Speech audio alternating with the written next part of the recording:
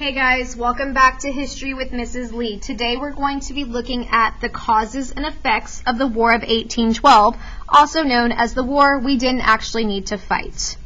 Now let's jump right into our causes.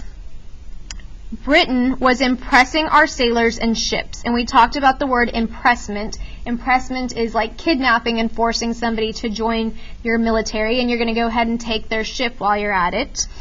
And British were also interfering with our trade. So even though America was not friendly with Britain at the time, we were not trading with them, we were trying to trade with countries like France or with Spain.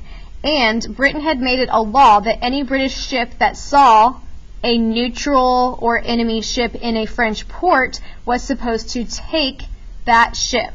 So if our boats and our supplies don't actually end up to France, France is never going to actually pay us for our merchandise, so therefore it's going to hurt our economy.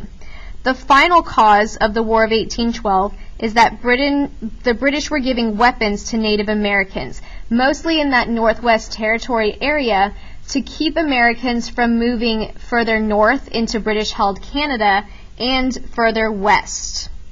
Now, ultimately, you could also say that a major cause of the War of 1812 was also slow mail. Because in 1812, Britain finally kind of decides, you know what, we're at war with France, maybe we don't need to be messing with these other ships and these other countries, so we'll just agree to stop impressing American ships. Well, news took 2 months to travel across the Atlantic Ocean to America, and by that point, America had already declared war on Britain. Now, if somebody says, we want to fight you, you're probably not going to say to them, oh, no, it's okay, we decided that we're not going to take your stuff. If somebody tells you that they're going to fight you, you're going to say, bring it, let's go, let's fight. So, Britain does not back down, and we end up with the War of 1812, this war that didn't need to be fought. Now, because of the War of 1812, we end up with 3 major effects. The first one is increased nationalism. And remember, nationalism is like extreme love or extreme pride for your country. So this is a great positive thing for our country because it brings us together and everybody stops focusing on their part of the country and they start thinking about America as a whole.